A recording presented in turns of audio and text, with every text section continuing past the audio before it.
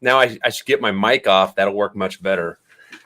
Good morning, Rob. We're here with Rob Syslo to bring us the message on branding today. Now I should get my mic off. That'll work much better. Good morning, Rob. We're here with Rob Syslo. We got a loop around on brand. We'll break out the technical difficulties real quick, and we'll get all on the same thing here. How you doing this morning, Rob?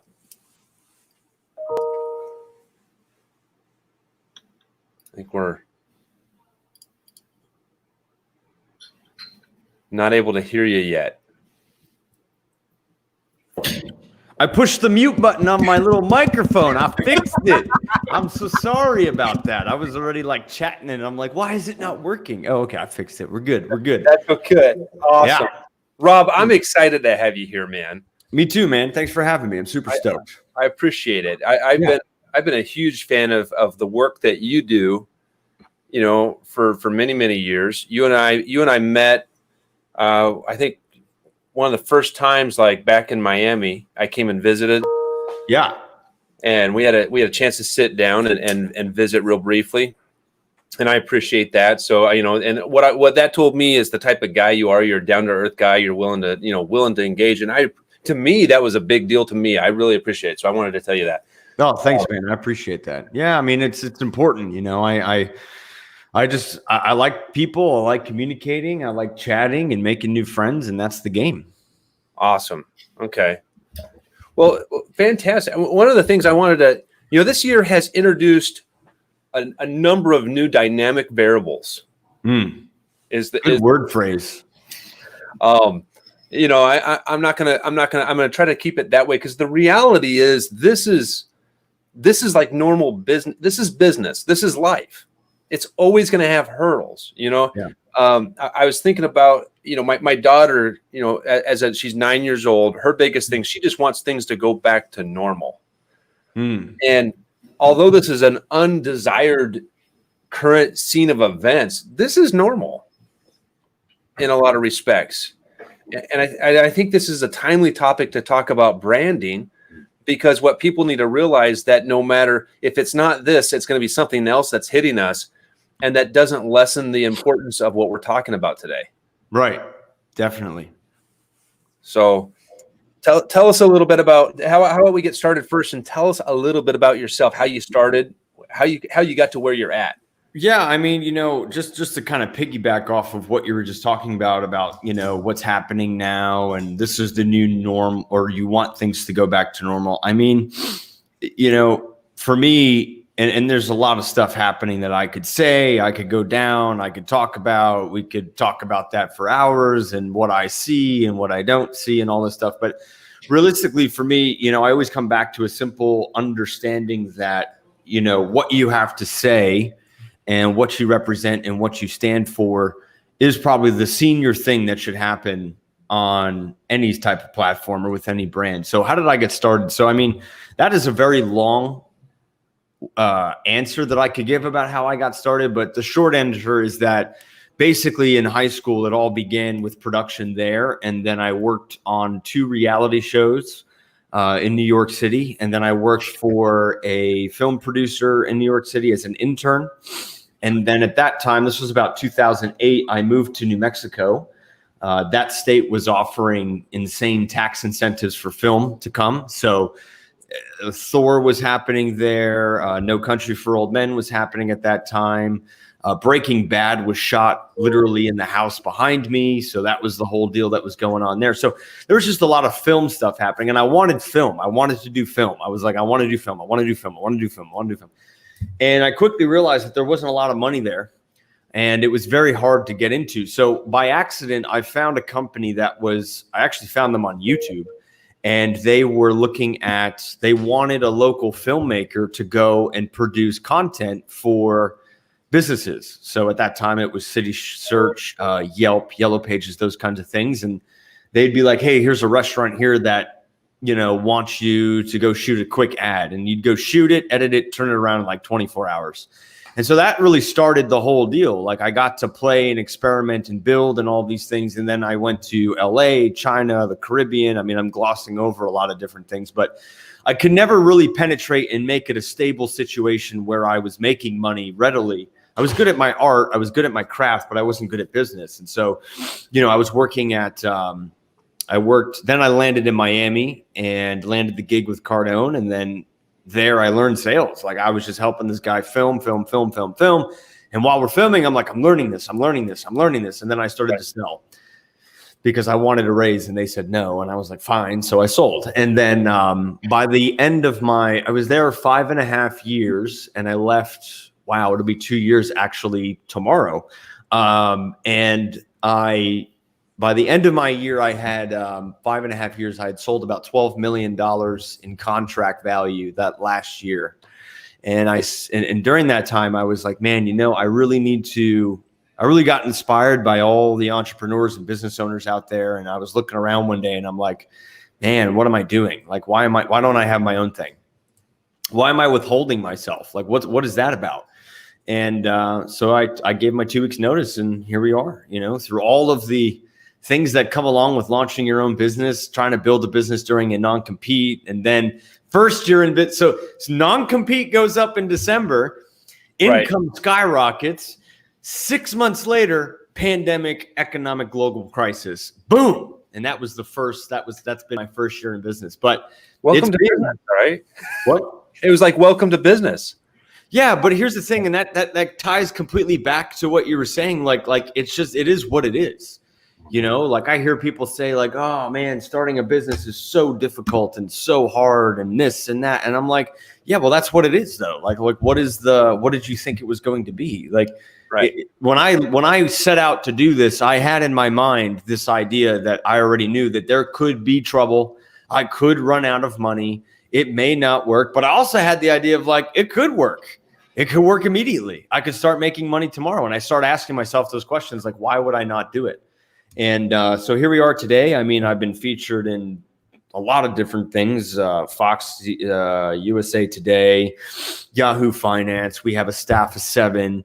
We have about 300 clients and we're cranking all the time. So it's literally just, it's a good, the normal. What does normal mean? Well, there is no normal. It's just the activity level of like, okay, that's happening. Let's roll with it. Okay, that's happening. Let's roll with it. Okay, this is happening. Let's roll with it. So that's the gloss 10,000 foot overview of where I got started and how I got started. Awesome. I love it, man. So would you say like just looking back into this past year where you've grown amidst what would be, tough obstacles for a lot of people, is it that execution, just that quickness to execution? No, actually. I mean, yeah, but no, it actually is the ability to put the blinders on and not get sucked into drama. Because everything that's happening right now, and this is as close to politics as I'm going to get on this entire talk and what I talk about in my promotion. But everything right now is designed for you to get sucked in, designed for you to get a little panicky, designed for you to be like uncertain. And the second that you start entertaining this idea is the second that it worked. So same thing happened with COVID back in March. It was the same situation. My guy Damon over there, we were sitting here and I said, dude, what are we going to do? And it was just like, we're just going to do what we're going to do. We're going to sell. We're going to promote. We're going to help our clients. We're going to reinforce the business. And we did that. And we had our highest months in April, May, June, July. We're still cranking. Right. So it's been this steady upward trend. And that was just because I was like, this is dumb. When I look outside, I don't see panic. I don't see craziness. I don't see any of that. And when the riots and stuff were happening, it was on one street in downtown Miami, like where I live in Trump Towers, by the way. So it literally says his name on the building, but nothing happened. I was just like, okay, cool. So is it execution? Yeah. Is it work ethic? Yeah. But more importantly, it's the ability for you to just not turn your head off of where you should be going. Right. It's to stay the direction. Mm-hmm. Simple as that. Yeah. And like I like what you just simply said. Is like, it's roll with it. I think too many people get that paralysis by things. They're waiting for the sunnier day. Well, right? I mean, look at it like this, man. I mean, I was homeless. Like, what could be worse than that aside from death? You Right. know? And I've gone through so many situations where it was like, it looked like death, it looked like the end, and I always came out. So I always just have this mentality that no matter what happens, I'll make it go right. And the same thing was here. Is like, look, if people are retreating, if people are backing off, if people are freaking out, if people are firing people, if people this, people that, whatever, like that's their situation. It's not mine. And so what I need to do is just double down on what's working for me, and that's what's worked. And that's how we've just stayed the course. Awesome. Well, then let's connect that into like branding. You're working with over 300 clients. You're having a phenomenal growth. Obviously, that has to do with a lot of your own branding as well. Talk about how that's worked for your clients as well. I mean, has there been a change in branding tactics? Has there been a change in any of that, or is it core principles, I guess, that businesses should look at right now when they think about their branding? Well, I mean, during my non-compete, I had a lot of time to look at things because I couldn't do anything really. I mean, I was building other projects and other companies and things like that. But I was always coming back to social media, and I would be watching what people were doing. Mm-hmm. And I would say about 6 months later, I was like, man, I need to stay relevant somehow. So I just more or less started sharing my world and my experience and what I've done and who I was. And that was about it. And that really built into a situation where people became interested. And so, the whole deal just, it turned into this, oh, well, people aren't really communicating. People see what other people are doing. People watch guys that are winning, and they automatically try to emulate them. They try to act like them, dress like them, buy cars like them, do things like them, talk like them. And it's like, why would I buy from you over somebody else? Why would I follow you over somebody else? And so that whole thing started to get me thinking about branding and promotion and advertising and what was really going on behind the scenes. And so when we really relaunched, the tactic changed in the sense of getting communication on multiple levels about a product, a service, an individual, rather than just going with this kind of blanketed cookie cutter message of, yeah, we'll get you leads, we'll do this, we'll do that. It was more interested in, identifying who is the person in front of you and why should you listen to them? Because all the guys that are successful right now, I mean, the whole deal is they just blaze their own trail and we're like, wow. And then we just follow that. And I'm like, well, why doesn't everybody just do that? Like, why aren't you just deciding, hey, this is how I'm going to do it, and that's going to be the mechanics of it, and that's going to be that, and I'll make it work. But no, it's kind of like the media. You get sucked in and you go in this direction, you change the whole business plan, you change the whole direction, and then the identity gets lost. So the whole tactic really became about who is in front of me and how do I help that person communicate better. Okay. Do you think that when we start to look at like the year to come, I mean, I look at that, as full of opportunity, no matter what the stage has out there, in the stage being the economy or whatever the situation of events, there's nothing but opportunity ahead. Mm-hmm. What do you see are things that may change for businesses to adapt, or not adapt, but pivot? Pivot to, I mean, realistically, if you're not investing in some sort of promotion, if you're not investing in that, or you think it's stupid, or you think leads are dumb, or you think whatever, like, okay, cool, you'll be left behind. Yeah. I mean, if you're making excuses that advertising and branding doesn't work, you're looking at advertising and branding at the wrong way. It's like an immediate result. And that is not what it's designed to be. Unfortunately, the guys that have pulled out ahead make it seem like that is the result. But right. What I don't see anybody talking about is, hey, I spent 8 years building this. I spent 10 years building this, and I still made my phone calls, and I still went door to door, and I still did my in-person meetings, and I still did all this thing. Advertising and branding is an extension of what you already are doing. The thing is, though, is that right now is that with a business, as far as a pivot is concerned, it's just you are looking and should be concerned with reach. You should be looking and concerned with, did someone see me today? Did someone say something? Did I reach someone today? And that turns into an opportunity. It may not happen today, may not happen a week from now, but you're building a momentum that actually develops this kind of trust and this relationship, whether they say it or not, with you. Right. Makes sense. That would be the pivot that I would be.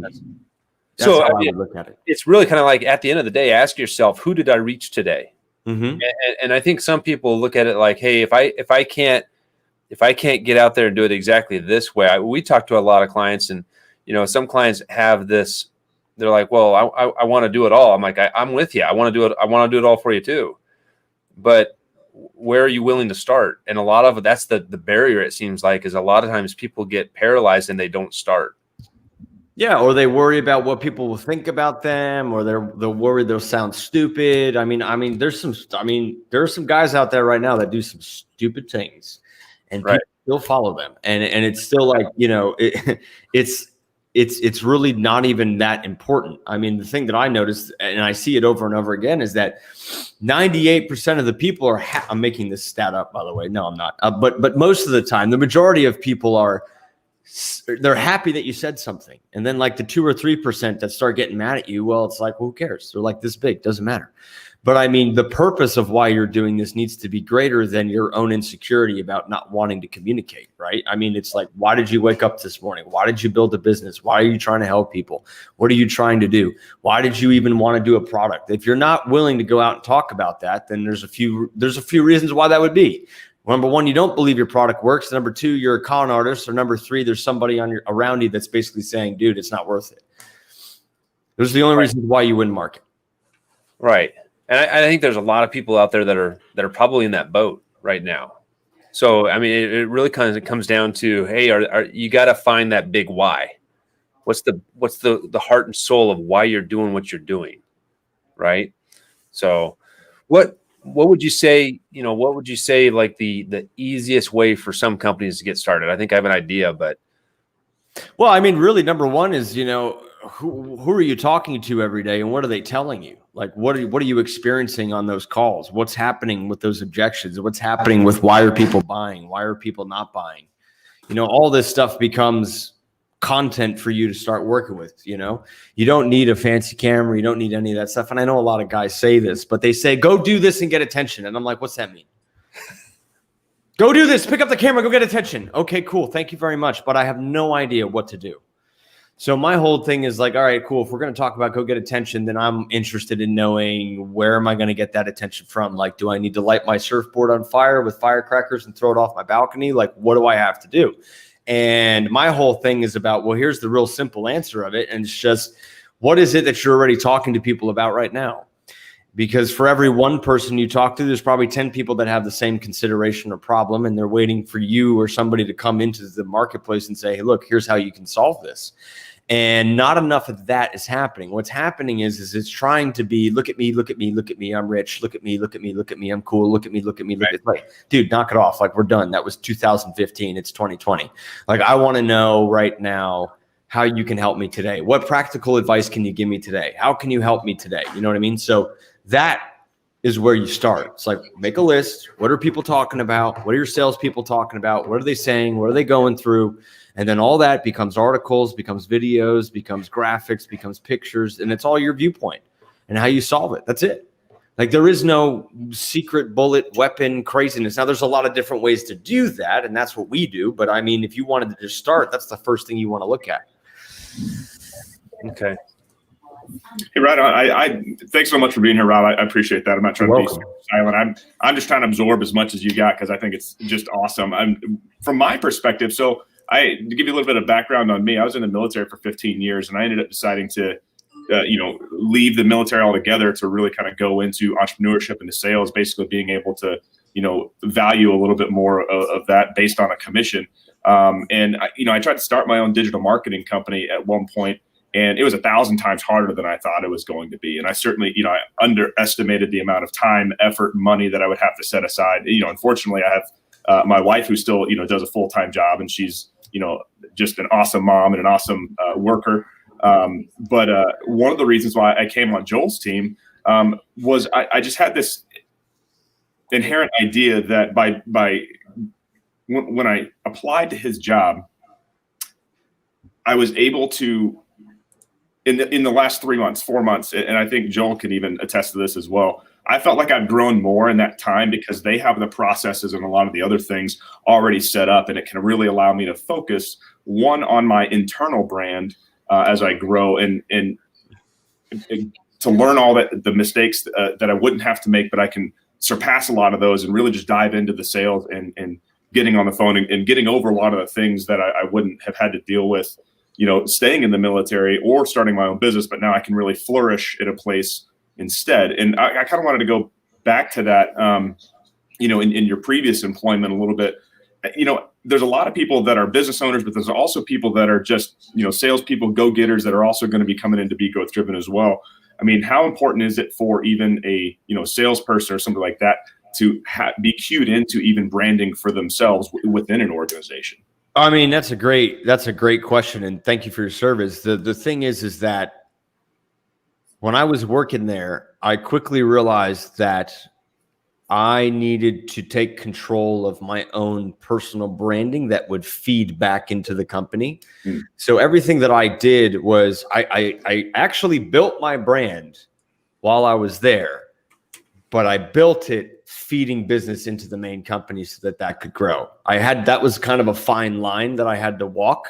Sure. Because it was like, well, where does it start to shift and where does it become a situation? But everything was about the company. Everything was about that and what I had learned, but it solidified myself with knowledge, expertise, and what it is that I knew. So, I mean, if you're a salesperson right now, I mean, if I had known what I had known, I would have started it probably on day one when I started working there. I probably wouldn't have waited 3 years to do it.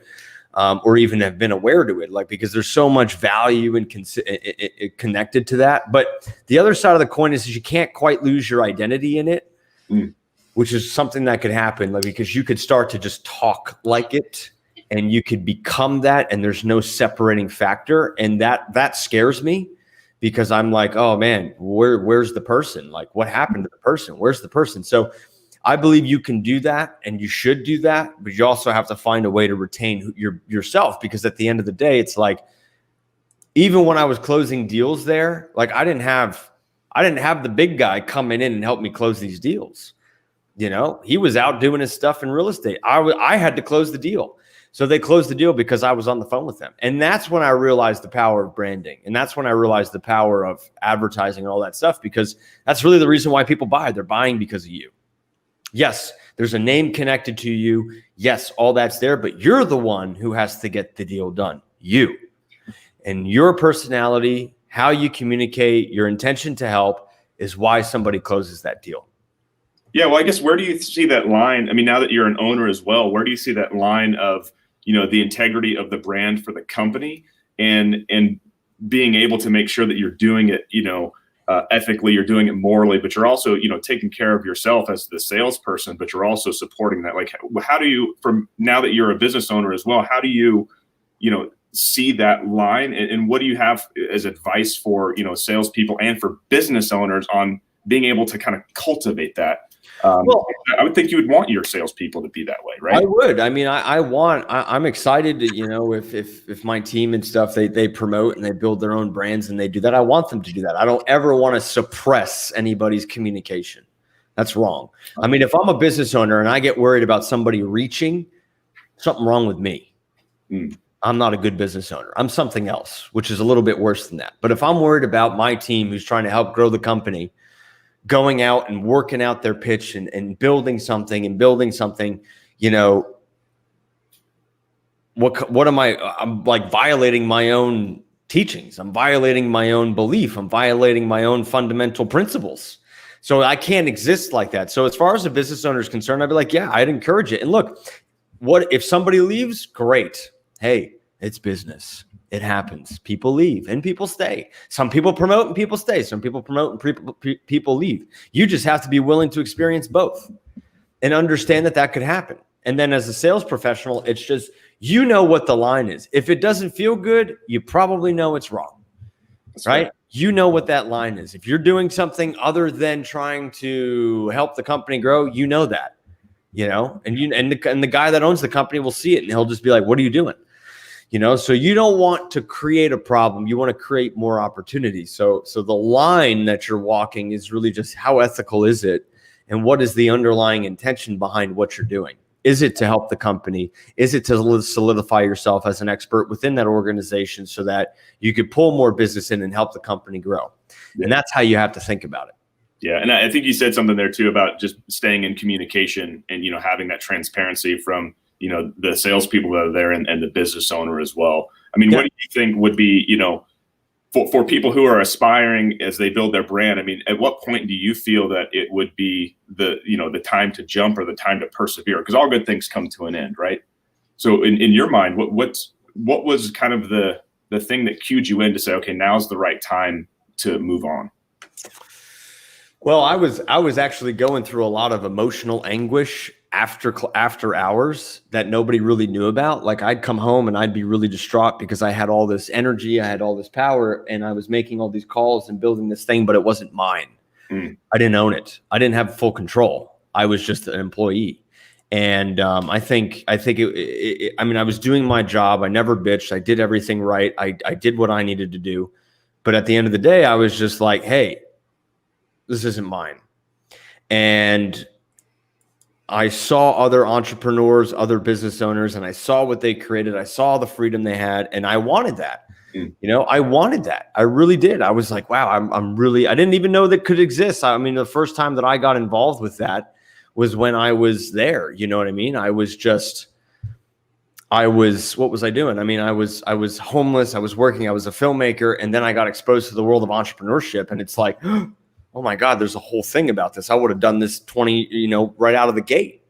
But where it shifted was, I remember one specific day. I mean, I was just sitting there making calls, and I looked around and I was just like, I'm an employee.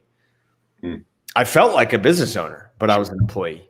And that integrity point, that opposition is where I was like, I think it's time to start thinking about going.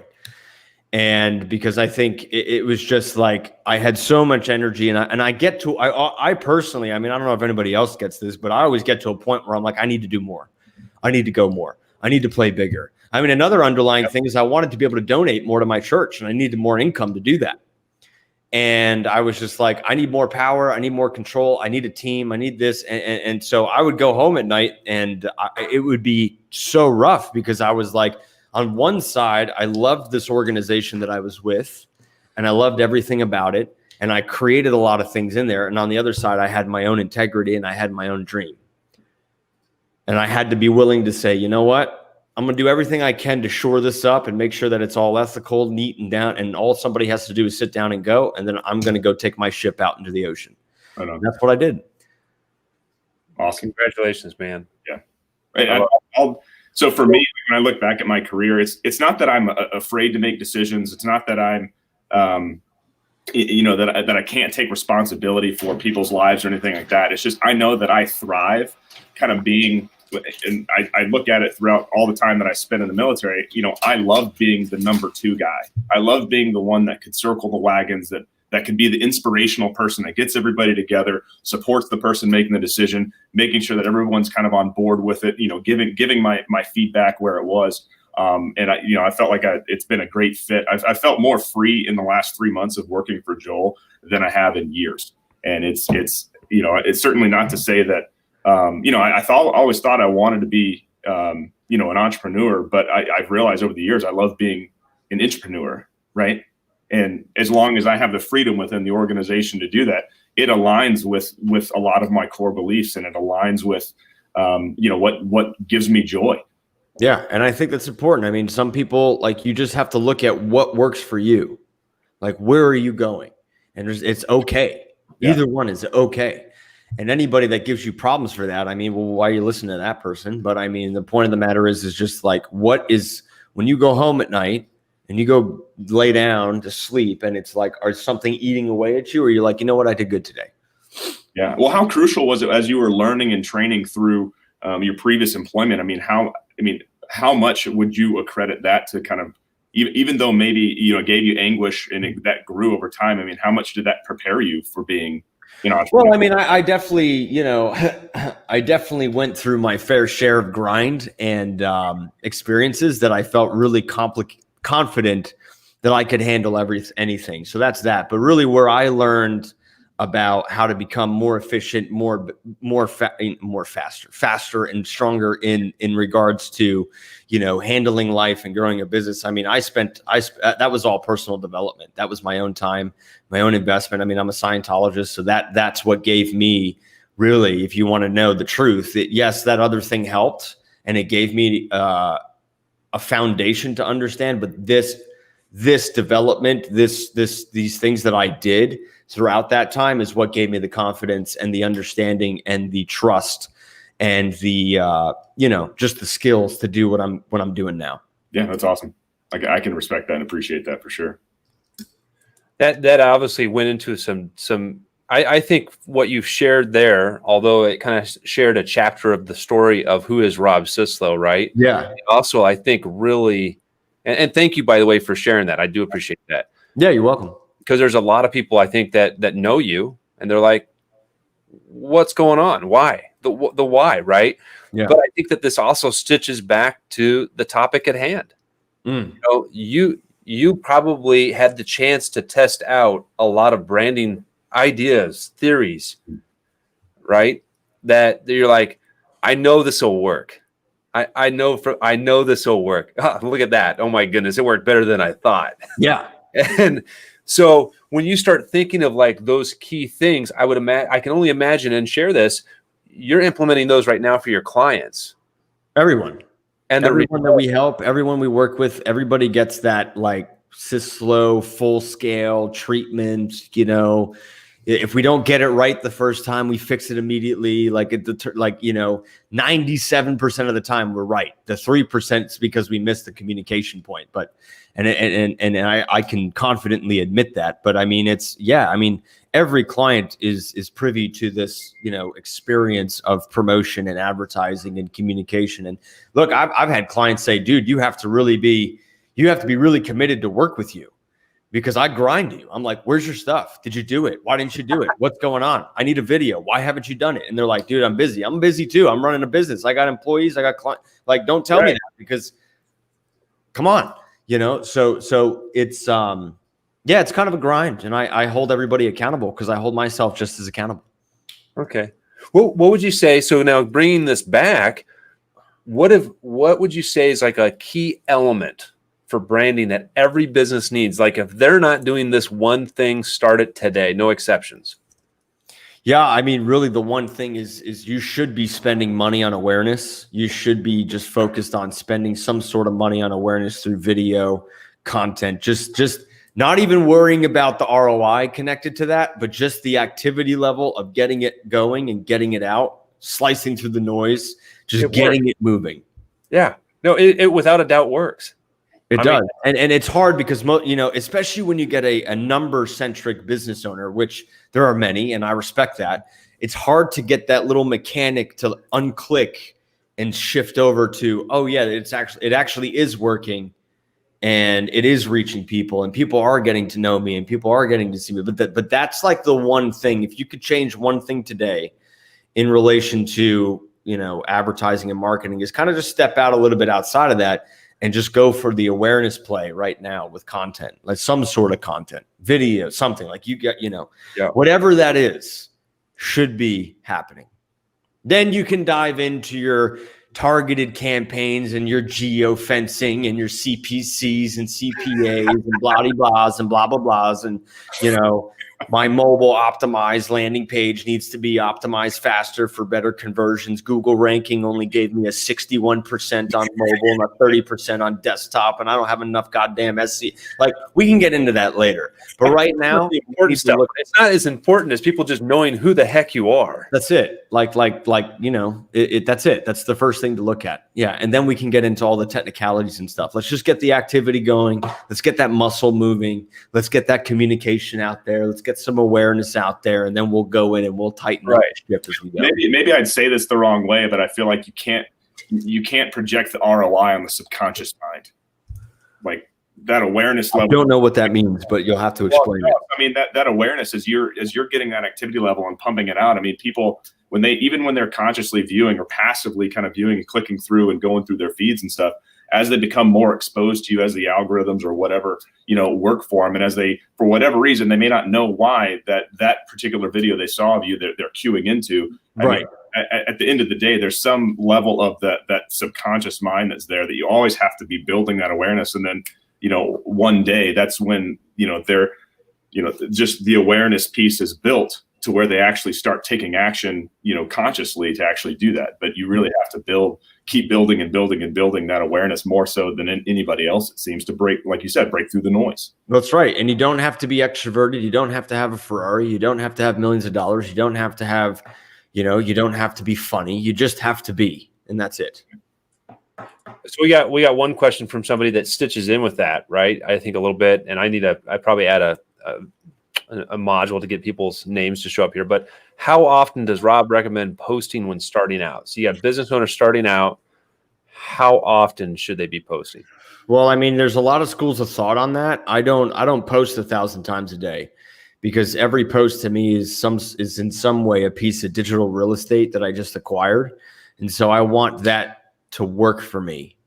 Whether it gets likes or not, it's still being pushed, it's still being served, it's still being seen, right? So, I mean, I'll tell you what I do, and you could figure it out from there. So typically I just do Monday, Wednesdays, and Fridays, either before 9, after 6, sometimes in the afternoon.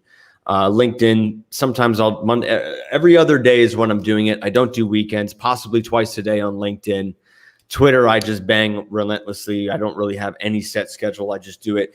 Instagram stories and Facebook stories, though, if you follow me, I really go to town on those. I really just, I really just hammer time those things. I mean, probably 35 to 40 a day is what I'm doing on that. I mean, it's something wild, but it's, we track our promotion stats, and I'm like, okay, so how much did we do today? And it's like 136 posts, and you're like, great. And then you multiply that by 6 or 7 or 5, and you realize how much content we're actually putting out a week. And it's a lot of content. That's even before we do any Facebook ads and stuff like that. But that's how I do it. Instagram on the walls, I also do every other day. Now, sometimes I may not post every other day, because if I do a post let's say I do a post on Facebook and that thing is just getting incredible engagement, I'm just going to leave it alone. Like I might let it go for 2 or 3 days until it kind of tapers off, and then I'll start posting again. And there's even situations where I will be posting and then I'll get nothing, and I'll be like, I just need to stop for like 3 or 4 days and not do anything.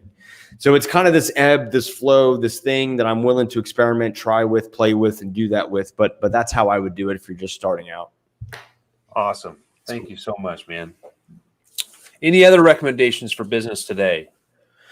Yeah, I mean, just don't really just put the blinders on and promote harder. Like my whole thing during the whole virus and all that stuff was just promote more, spend more money on advertising. The only people that will stay relevant, or I should say that will survive this, are the guys that stayed relevant throughout it. Even with the election and all that stuff that's happening, just stay relevant to your customers.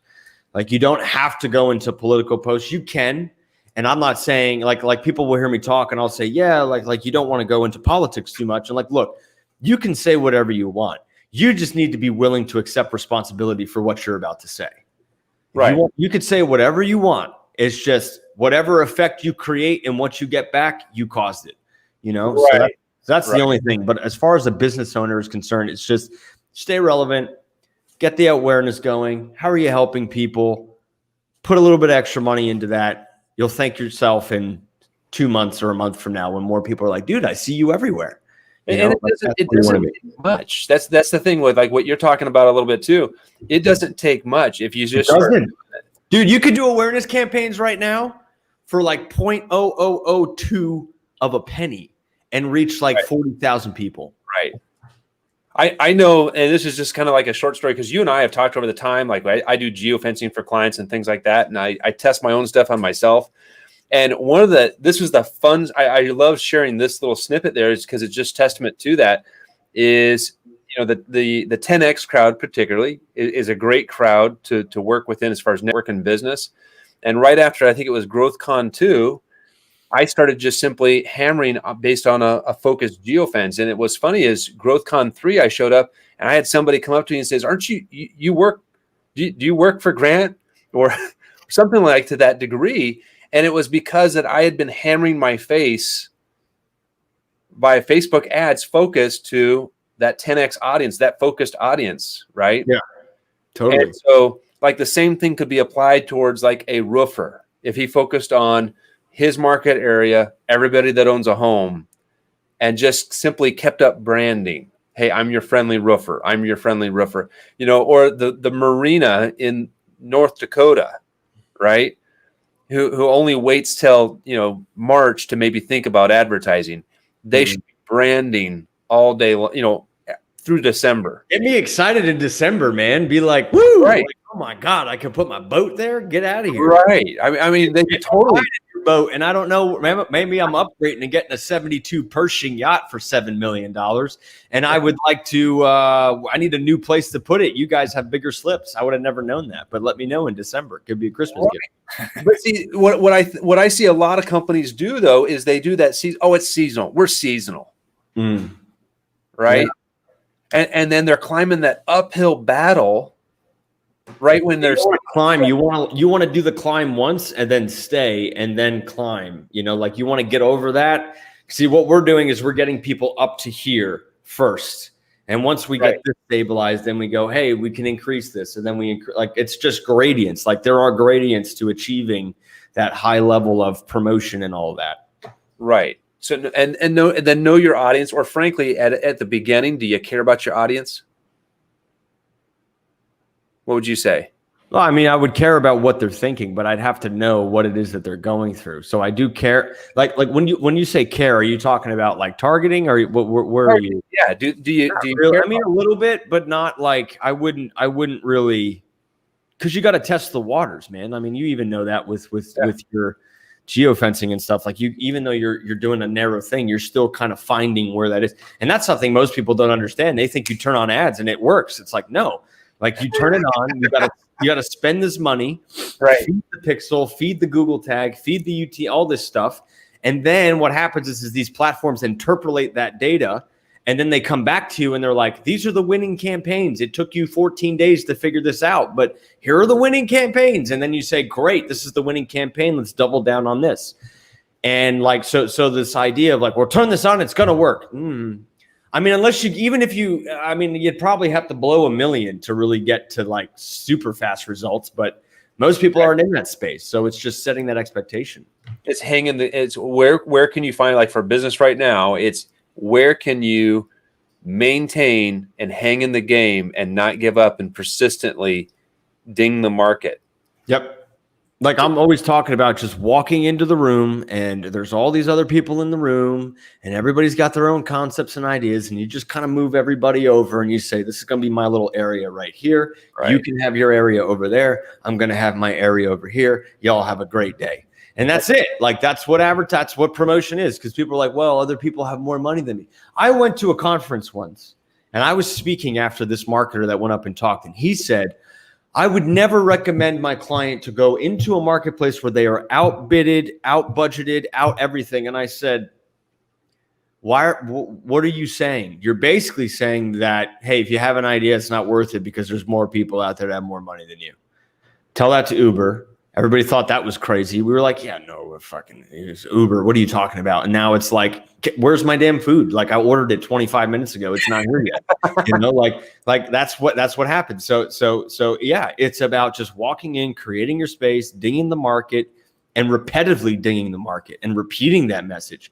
Because the other side of it is, and I say this a lot, what is your endurance level to actually market? Because it requires endurance. Because you're doing all these things throughout the day, you're building your business, you're doing this, you're doing that. What is your level of endurance to actually sustain the ups and the downs required that come along with promotion? Do you have the endurance to do it? Are you going to give up after 30 days? Are you going to give up after 90 days? Are you going to give up after a year? Are you going to give up after 2 years? Like, what is the level of endurance that you have? And are you mentally prepared for that? Most people, again, but that's that immediate, hey, I see these guys winning, I want to win today. It's like, hey, let's just get real about this situation. You're going to spend $1,000 a month in ad spend. This guy's spending 1.2 million. Yeah. Right. Exactly. Like what planet are you living on? Because I want to go there. Because if I could get that result for that, damn.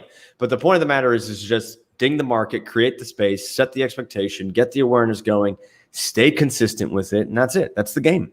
I'd like to draw a thread back to our previous episode with Russ Yeager, because that was one of the very specific things that he said that sustained him doing his fitness business, where he has physical locations, physical gyms that people are coming into, and now he's growing a lot of his digital stuff anyway. But the fact that he's like, I didn't see any returns for like 3 months because everybody wasn't going anywhere, but I kept hammering the market, I kept dinging the market, I kept putting out the content, I kept putting out the ads, I kept spending what needed to be spent there. And there's people that did not survive 3 months.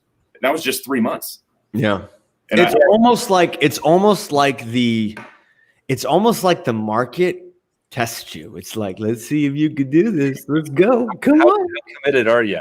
Do you think you could do it? Okay. You want to do it? Great idea. Boom. You still standing? All right, good. Come on. Like it makes you a seasoned veteran very quickly.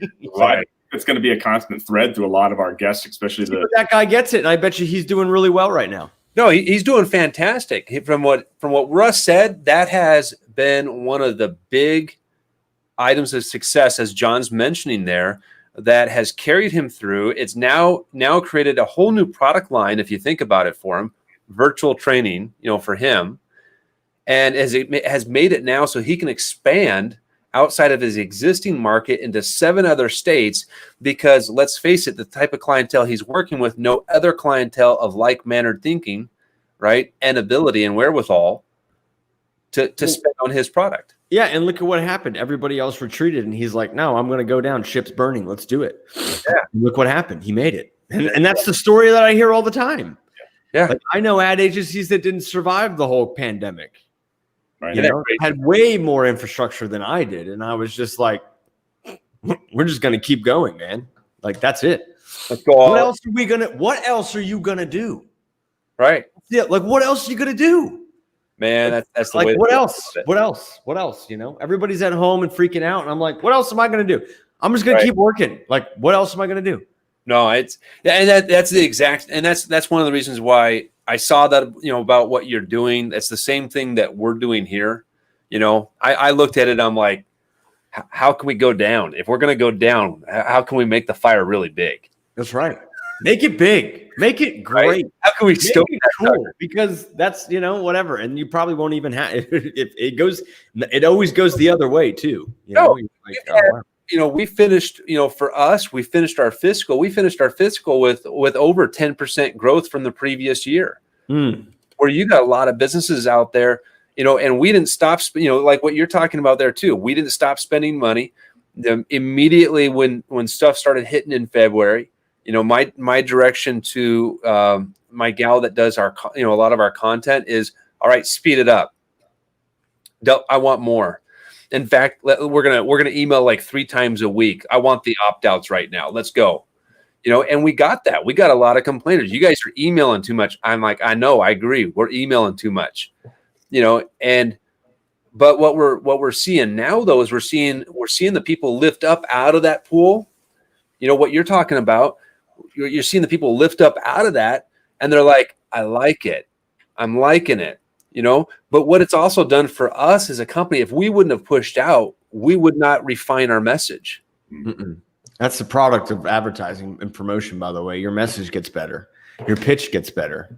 Right. The byproduct. You're like, oh, yeah. And then all of a sudden you're like, oh, wow, I don't have a product for this. Oh, I need that. And then all of a sudden you start getting all these other ideas. There you go. It fuels it. Yeah. I love it. Rob, thank you so much for your time. You've given us more time than what we planned. And is this the best way for people to get a hold of you? Yes, right. SysloVentures.com or at Robert Syslo Jr. on any social media platform, and I will respond to you. Awesome. Robert, thank you so much. No, thank you, man. This is great. And thank you again for coming on, and look forward to working with you many more times to come. And anytime you want to chat, I'm here. I believe it and I love it. I appreciate it, man. Thanks, guys. Really appreciate you both. Appreciate it. Thank you, Robert. Bye. All right. Well, hey, so that was phenomenal. There's a lot of areas that he covered. For those of you that are familiar with Rob Syslo, this is the way to get a hold of him right here. Be sure to reach out. And actually, I believe we have his, let me see. Do we have it? So we have Syslo Ventures there. I don't have that. We're going to go ahead, and what we'll have added to this post right here is ways to get a hold of Rob, ways to work with him. So definitely reach out, connect with Rob. Look at the stuff that he's putting on. Look at the story. I mean, follow the stories. I loved a lot of the points that he brought out, and really, it's just simply putting yourself out there, getting out there and connecting with people. You're gonna see results. When you hear all this different advice on Facebook, tune it out, right? If somebody's trying to tell you, hey, this is the way that you snag it, and it just doesn't feel right. If you're not taking action, it's probably the wrong way. Wouldn't you say, John? I mean, yeah, well, no, that's what I was going to say. I mean, if you're not actually like actively doing something, and not just doing something, but there's so many cost-effective ways. If you're worried about it, just you need to be putting out more content and then refining that, and then spending money and doubling down on the things that bring results for. I mean, the fact that he's sitting there doing 100 some odd like per day, and you multiply that times 5 on his Facebook stories. I mean, how much content is he able to go look at and be like, wow, look at the 20% and the 80% of the results, and out of that, I mean, he can niche down so far if he's going to pitch something out as an ad that's getting phenomenal results. I mean, that is the fact that he's doing so much allows him to pivot so much faster, allows him to put the money in the right place, but also spend big and go in hard on it too. I mean, that's awesome. Right. And that's, the just getting your face out there. So like Facebook stories, Instagram stories, those are going to be powerful ways for you to start to refine your message.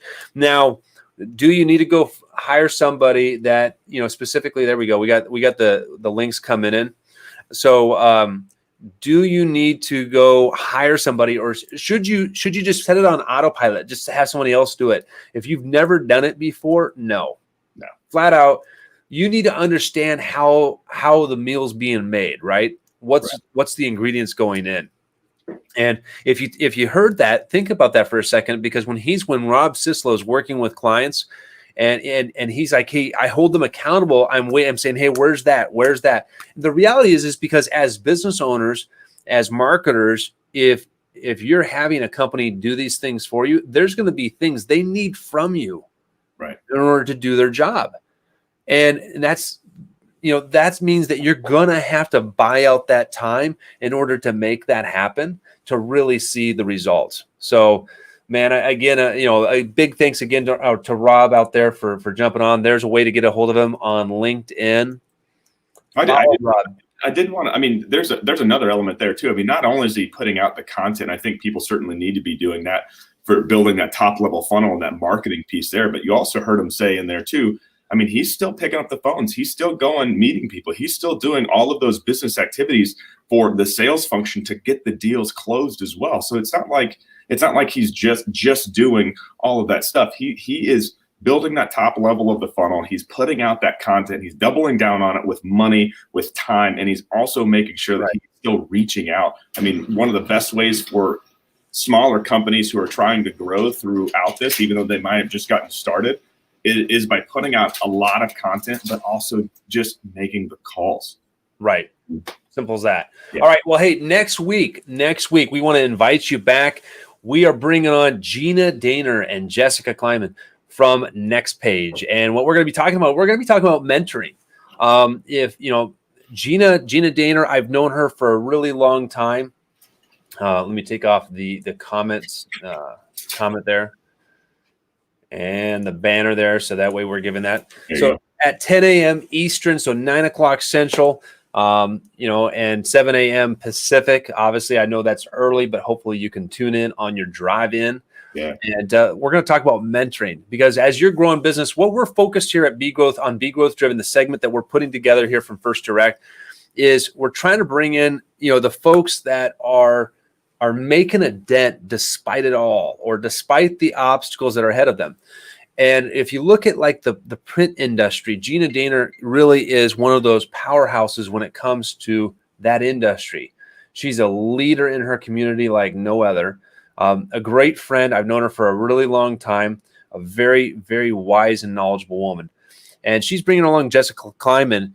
And what the story there, you're not going to want to miss it. So be sure that you're heading over to BEGrowthDriven.com. Get registered so we can send you a notification when we're going live. We'll share those links so that way you know when we're going live. And we appreciate all of you for following, for supporting, for the shares, the interaction here too. Yeah. It helps us. And by all means, give us the feedback. What I'll say here is give us the feedback on what topics you're looking for, what topics are going to be relevant to help you in business. So certainly give us the feedback. Go register at BEGrowthDriven.com, and you'll get a text, and you can give us the feedback directly on that text number. So hey, John, where can people get a hold of us on BEGrowthDriven? BEGrowthDriven.com. Register. Awesome. And feel free to give us a text at 402. Let me see if I have this I have it right there. So 402-347-9770. So 402-347-9770. If there is a topic that you'd like to talk about, right, or you'd like to join us on one of our lives, one of our roundtables here with the speaker, by all means, let us know. For example, next week, hey, if you're a female business owner, if you're a female professional, we're going to bring you on with Gina and Jessica. And if you have a question, let us know what question you have, and we'd love to bring you on. Absolutely. Give you a chance to meet, to network, to take a stage and share your stage. So any questions you guys have, always feel free to reach out to us. We appreciate you jumping on. Thank you so much. This will conclude our episode 2 of Be Growth Driven. Be great, because nothing else pays. Take care, guys.